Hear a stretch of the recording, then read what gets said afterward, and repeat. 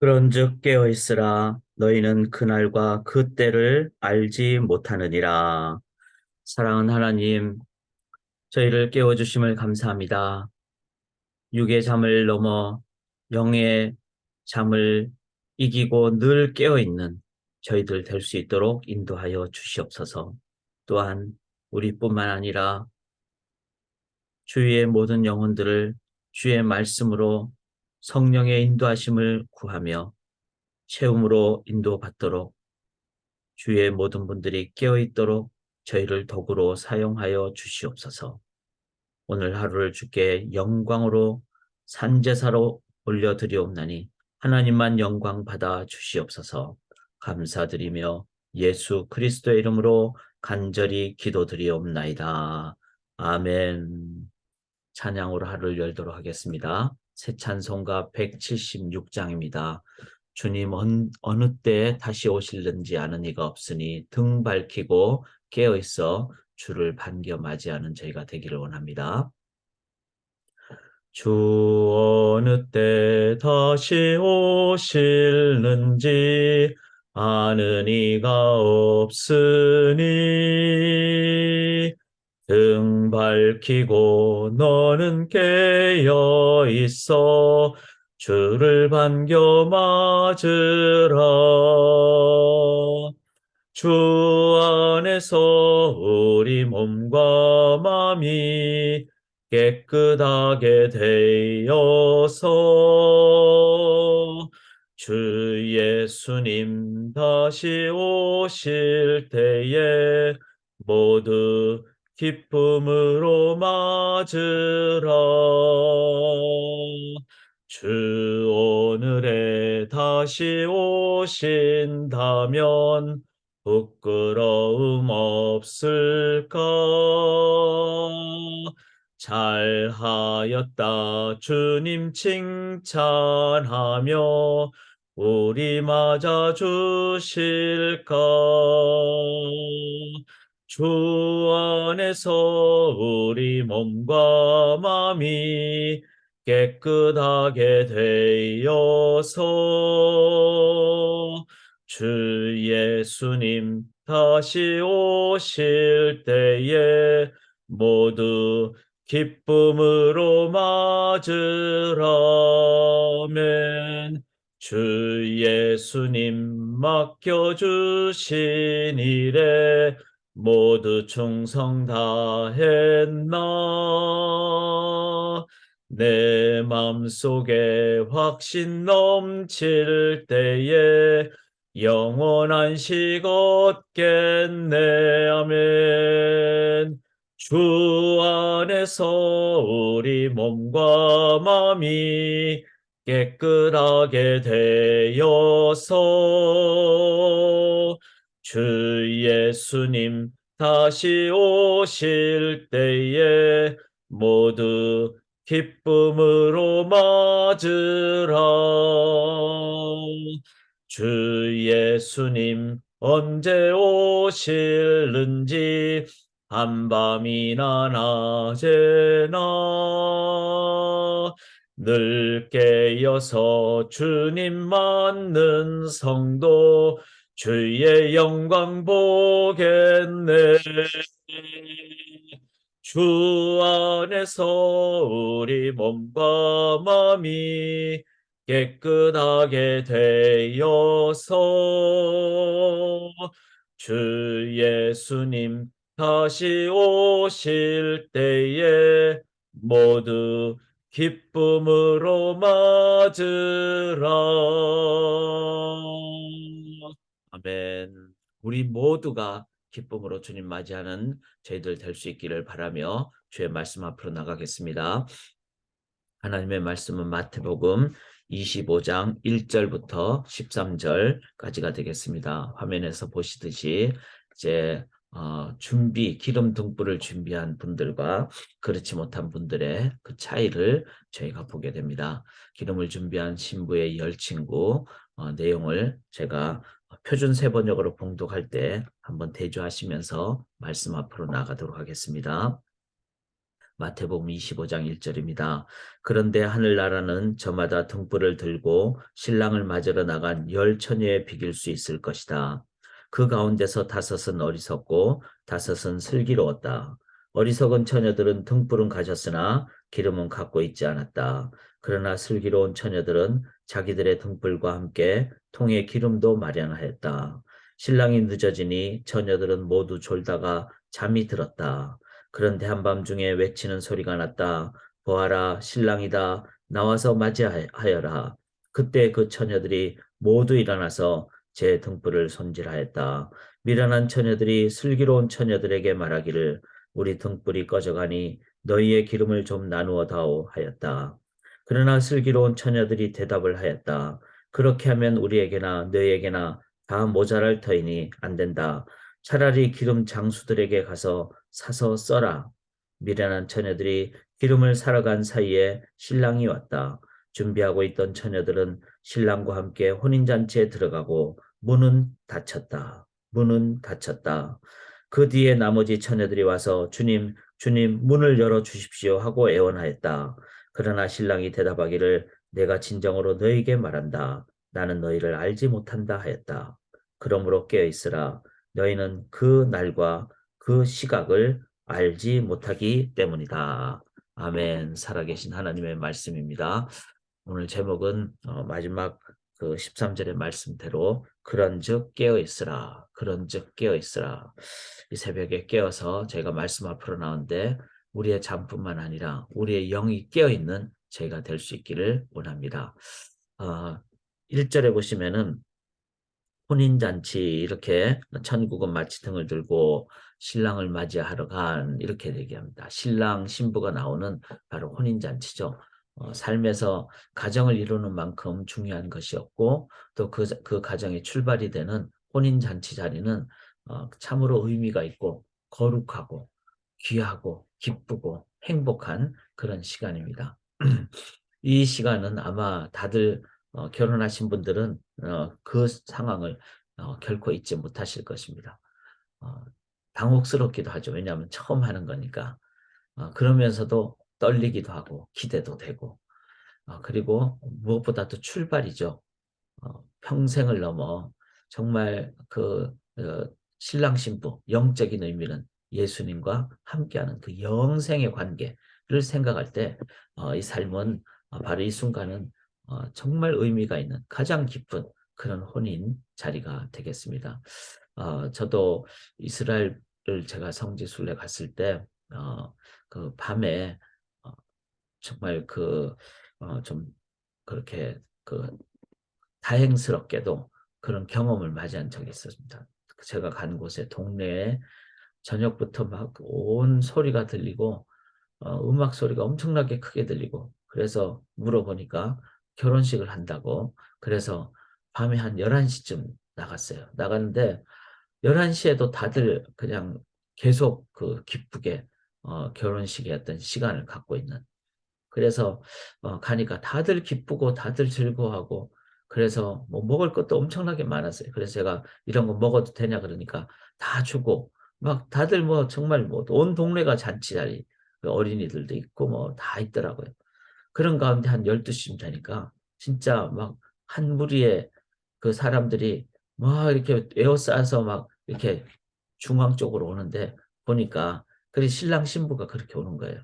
신랑 신부가 이제 같이 이제 그 사람들은 춤을 그렇게 많이 추더라고요. 근데 다 같이 추는 그런 춤 있죠. 그런 춤을 추면서 노래를 하면서 그러면서 이제 그렇게 오는 거의 한 자정쯤에 그 결혼식의 어떤 가장 중요한 신랑 신부의 어떤 입장의 어떤 장면을 보면서 그리고 한두 시쯤에 이제 저는 지쳐서 잠을 자러 이제 들어왔는데 새벽까지 그렇게 결혼식을 하는 것을 인상 깊게 본 적이 있습니다.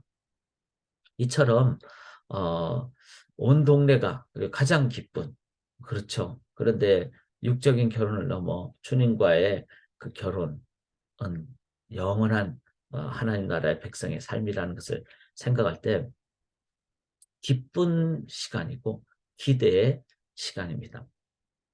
이 날이 내 평생 잊지 못할 가장 중요한 날이 되기 위해서는 우리가 뭘 해야 될까요? 단 한 글자입니다. 깨어 있는 겁니다. 왜냐하면은 예수님이 이렇게 비유를 들으셨을 때는 이스라엘 상황을 비유로 드셨지만 실은 이제 우리가 살아야 될 영원한 삶, 그런데 주님과 신랑 신부의 관계로서, 신랑 신부의 관계라는 것은 이 세상에서 우리 인간이 가질 수 있는 최고의 기쁨의 관계, 그 관계를 얘기합니다. 그래서 주님과의 관계는 최고의 기쁨의 관계고 영원한 관계. 그렇다면 그 일을 우리들이 잘 맞이하기 위해서는 단 한 글자, 깨어 있어야 됩니다. 깨어 있어야 됩니다. 1절 한번 보시면은 그때 천국은 마치 등을 들고 신랑을 맞으러 나간 열 처녀와 같다. 자, 등을 들고, 왜 그렇죠? 밤에 일어나기 때문에 그렇습니다. 이 세상은 지금 어두움의 곳입니다. 주님은 빛의 주님으로 이 땅에 오시죠. 그리고 하나님의 나라는 빛의 나라입니다. 그렇기 때문에 우리가 깨어 있어야 되겠죠. 어둠에 우리 속에 삶에 계속 있게 되면은 이 땅에서 다들 길을 잃어버리고, 그리고 소망이 없고, 그리고 낭만과 절망의 삶을 살게 됩니다. 그러나 주님 안에서는 길도 알게 되고, 그리고 위로도 받고 소망도 갖게 되고 기쁨도 갖게 되는 바로 빛의 하나님의 나라다. 우리가 깨어있지 않으면은 이 빛의 하나님의 나라를 맛보지 못하게 됩니다. 우리가 인생의 길을 잃어버렸을 때 얼마나 낙담됩니까? 그런데 길을 깨달았을 때, 처음에 예수님을 믿었을 때, 진리를 깨달았을 때 그 자유케 되는 그 기쁨. 그래서 우리들의 삶에 이 빛이 없으면은 길을 모르기 때문에, 소망이 없기 때문에 그 속에는 낭만과 절망과 아무것도 하지 못한, 그리고 될 대로 되는 그런 삶을 살게 됩니다. 그리고 아무리 열심히 노력을 해도 그것은 일시적인 것이고, 열심히 살아봤는데 그것이 참된 길이 아니었다라는 것을 깨닫게 될 때 갖게 되는 더 큰 절망감. 제가 간증도 이렇게 드린 적도 있지만, 주님을 만나지 않았을 때, 또 진리의 자유함을 깨닫지 못했을 때는 날마다가 의미가 없었습니다. 그럴 때는 차라리 이렇게 사느니 죽는 게 낫다라는 그런 죽음을 생각할 수밖에 없었습니다. 용기가 없는 사람도 있겠죠. 아니면 타협하는 사람도 있겠죠. 그냥 이대로 살다가 말지. 그런데 다 잘못된 거 아닙니까? 용기가 없는 것도 부족한 것이고, 타협을 해서 그냥 이래 살다가 뭐 7, 80년, 8, 90년, 뭐 요즘은 100년, 그 정도 사는 걸로 뭐 인생은 의미가 있지 않을까? 그것은 그 정도의 의미가 아니라 무책임한 것이죠. 우리의 영이 영원한 삶을 살아야 되는데, 생명의 삶을 살아야 되는데, 그 부분은 그냥 생각하지 않고 이 땅에서의 삶만 생각한다는 것은 어떤 면에서는 진지하지도 않고 책임감 있는 삶도 아닌, 그런 자세도 아닌 것입니다. 빛의 하나님의 나라라는 것은 영원한 나라, 길이 있고 생명이 있고 또 소망이 있고 기쁨이 있는 그 나라, 그 나라를 우리가 누려야 됩니다. 보여줘야 되죠. 실은 깨어있으라 이 말은, 저는 이 말씀 묵상하면서 나만 깨어있으면 된다 이게 아니라, 진짜 이 빛을 깨달은 사람은 옆에 사람 깨워줘야 되겠죠. 다른 사람에게 길을 밝혀줘야 되겠죠. 나는 길을 안다. 다른 사람은 몰라 된다. 이건 제가 생각할 땐 길을 아는 사람이 아닙니다. 진짜 길을 아는 사람은 영혼을 향해서 안타까운 마음으로 깨우게 되는 그런 일을 해야 되는 것이죠. 그래서 오늘 말씀은 우리가 가슴에 잘 받기를 원합니다. 2절을 보시면 그 중에 다섯은 미련하고 다섯은 슬기 있는 자라. 자, 미련함과 슬기 있는 그 구분은 뭔가 하면은 3절에 미련한 자들은 기름을 가지지 아니하고 슬기로운 자들은 기름을 담아 등과 함께 가져갔더니 그릇에 기름을 담아. 그래서 이제 이 등이라는 것은 이제 긴 이렇게 대가 있어가지고 앞에 등불이 있죠. 그 다음에 이제 이 등불에 기름을 공급을 하는데, 기름이 떨어지면 떨어지지 않도록 계속 공급해주는 그릇을 갖고 있어야 돼요. 그러니까 등과 그릇과 이게 다 있어야 되는 겁니다. 그리고 여기에 제일 중요한 것은 기름이 있어야 되겠죠. 기름이 있어야지 불을 밝힐 수가 있으니까. 자, 기름이라는 것은 뭘까요? 기름이 떨어지면 불을 못 밝히는 거니까. 불이라는 것은 생명이죠. 그런데 생명의 그 공급을 계속 해주는 것은 기름. 이거는 바로 성령의 기름 부음, 성령의 열매, 성령의 은사, 성령의 역사하심입니다. 그냥 등은 있고 또 그릇도 있는데 기름이 없다. 이건 뭐죠? 형식적인 신앙생활을 하는 거죠. 그러니까 교회는 나오되 예배는 드리되 그 속에 생명이 없는 거예요. 오늘도 이 새벽에 저는 믿습니다. 새벽에 함께 하시는 분들은 다 생명이 있는 줄 믿습니다. 왜? 우리가 간절함이 있고 성령을 의지하는 그 자세가 있기 때문에 기도하면서 이 시간을 갖는다면 주의 성령께서 우리에게 임재하시고 능력으로 함께해 주실 줄 믿습니다. 그래서 우리는 매 순간마다 성령을 의지하는, 성령은 하나님의 영이고 성령은 예수의 영이고, 그래서 성령은 하나님의 주권과 섭리를 우리에게 가르쳐 주시고, 성령은 십자가의 능력을 가르쳐 주시고, 성령은 또 어떻죠? 언제나 어디서나.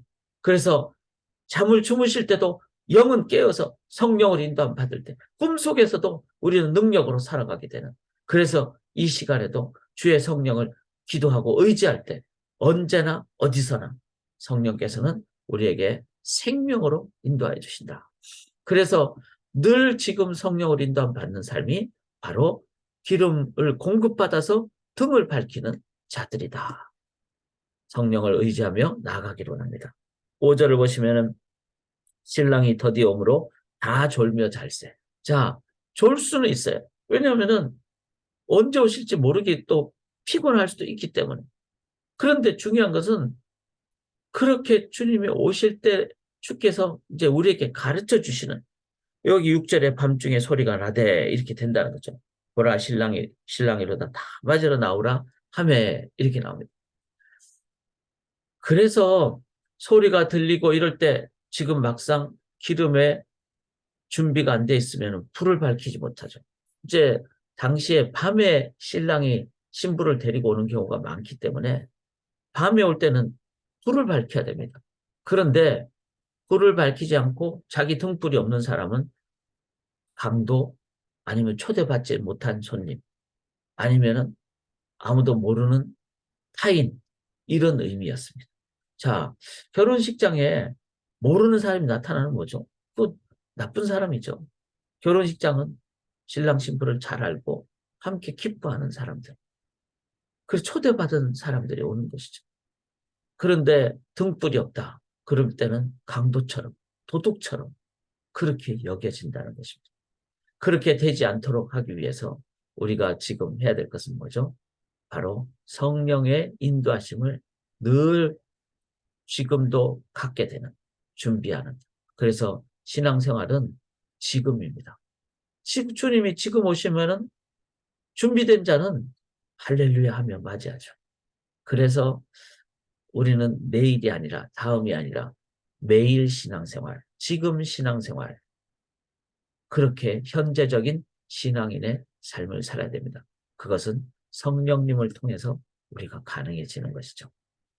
여기 9절에 보면 이제 등불이 꺼져가는 미련한 자들은 기름 좀 나눠달라 하니까 9절에 슬기 있는 자들이 대답하여 이르되 우리와 너희가 쓰기에 다 부족할까 하노니 차라리 파는 자들이 가서 너희 쓸 것을 사라.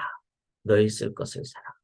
이것은 바로 구원은 나와 하나님과의 개인적인 인격적인 관계라는 거예요. 왜 개인적인 관계일까요? 그것은 한 영혼 한 영혼이 다 소중하기 때문에. 이 말은 내 심령과 내 자세 속에 진리를 향한 마음의 기본이 있다는 거죠. 그리고 주님을 의지하는 그런 그 인간의 본성이 있다는 거예요. 그렇지만 죄 가운데 어려워서 막 괴로워하는, 그래서 이 죄를 이길 수 있는 유일한 길을 찾는, 구원을 찾는 그 인간의 본성이 있다는 겁니다. 그런데 그 부분을 내가 다른 것으로, 즉 사탄에 더 사로잡혀 있거나 아니면은 이 세상의 쾌락에 더 사로잡혀 있거나 이랬을 때는 주님과의 관계의 그 기쁨을 누리지 못하는 것이죠. 누구나 누려야 되고 누구나 할 수 있는 주님을 의지할 때 수고하고 무거운 짐진 자들아 다 내게로 오라 그랬잖아요. 너가 뭐 뭘 들고 와야 된다 이러지 않았습니다. 너가 어떤 배경이 있었는데 이러지 않았습니다. 누구나 다 내게로 오라. 이 말은 우리 모두가 주님과 개인적인 관계를 가질 수 있다는 것이죠. 그리고 그게 바로 인격적인 관계입니다. 주님이 뭐 요즘 뭐 세상에 보면 1+1 이렇게 하지 않습니다. 각자의 그 인격적인 주님과의 관계. 이것을 기억하면서 우리는 한 영혼 한 영혼을 주의 복음에 그 복음의 기쁨을 누리는지를 늘 격려하며 그렇게 나가야 됩니다. 자, 이거 이 등이 있고 친구들이라는 것은 어떤 오늘날로 얘기하면은 교회 다니는 교인이라고 할 수 있겠죠. 그런데 교인이 다 성도인가요? 다 구원받은 백성이 될 수 있을까요? 그렇지 않습니다. 그래서 어떤 의미에서는 이 오늘 본문은 우리가 교회 안에서 내 주위에 믿지 않는 분들. 자, 그런데 제가 이 말씀 준비하면서 우리 교회 아기들까지 다 합하면 제적으로는 한 300명 되는데 한 명 한 명을 이 목사가 다 하려면 너무 힘들다. 좀 그런 마음이 들더라고요. 당연히 목회자는 그걸 해야 됩니다.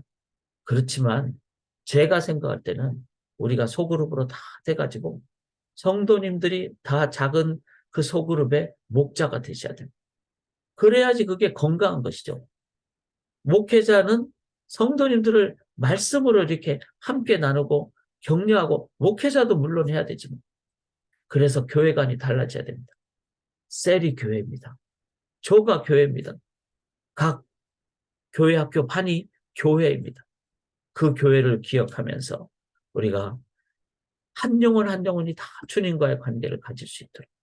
자, 10절 보시면은 그들이 살아간 사이에 신랑이 오므로 준비하던 자들은 함께 오는 잔치에 들어가고 문은 닫힌지라. 이 말씀이 오늘 가장 중요한 우리에게 주시는 경고의 말씀입니다. 닫히면은 그 다음에는 기회가 없습니다. 아직은 안 닫혔잖아요. 그러므로 오늘이라 하는 순간에 지금 미루지 말고 내일로 미루지 말고 오늘 닫히기 전에 한 영혼 한 영혼 다 섬기기를 원합니다. 그래서 오늘 기도하실 때 여러분들이 속한 셀 위에서 기도하시고 또 우리 교회 안에 교인이 아니라 모두가 성도가 되도록 뿐만 아니라 내가 알고 있는 분들 주위에 가까운 분들 그래서 예루살렘과 유대야 사마리아 땅끝이라 그랬으니까 우리가 일단은 예루살렘 그 다음에 유대 나의 친족들 내가 알고 있는 친구들 사마리아는 뭐죠? 내가 관심을 못 가졌던 사람들 사마리아는 안 가려고 했던 곳이잖아요. 그런데 혹시 내가 관심을 못 가졌던 것들. 그 다음에 땅끝은 뭐죠? 우리 선교사님들 위해서. 그리고 올해 하이티 단기 선교가 있는데 이걸 위해서도 또 주님이 인도하시면 나도 헌신하겠습니다. 그렇게. 그래서 다치기 전에 문 닫히면 피눈물 납니다. 다치기 전에 오늘 우리가 영혼을 향해서 자 마지막 13절은 뭐죠? 그런즉 깨어있으라 너희는 그날과 그때를 알지 못하니라. 우리가 깨라는 말은 내가 깨어있다는 의미도 있습니다. 두 번째는 남을 깨우는 의미도 있습니다. 그렇게 나도 깨고 남도 깨우는 어떻게? 내 인생의 자세에서 관계에서 다른 사람과의 관계에서 십자가가 함께하는 시간적으로 언제나 목적에서 나는 내 인생의 목적은 영혼을 깨우는 것이다. 내 영혼이 깨고 영혼을 깨우는 것이다. 그럴 때 우리들은 기쁨의 하나님 나라를 함께 누리게 된다. 그 주님과의 혼인잔치를 우리가 기쁨으로 맞이하도록 오늘도 내가 깨어있고 또 우리의 가장 가까운 또 내가 아는 분들을 깨우는 귀한 생명의 날 되시기를 주님의 이름으로 간절히 기원합니다. 살아계신 하나님, 이제 하루를 시작합니다. 말씀으로 깨워주셨사옵나니 기도로 깨우고 또 우리 주위에 있는 분들을 주님의 복음과 사랑으로 깨우는 저희들 되게 도와주시옵소서. 문 닫히면은 그때 아무것도 할 수 없는 때가 오기에 아직 닫히지 않은 오늘 저희들이 최선을 다해서 내 영혼이 깨어나고 영혼을 깨우는 생명의 시간 되게 오늘 되게 인도하여 주시옵소서.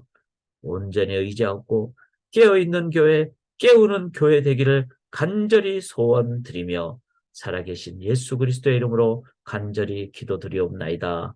아멘.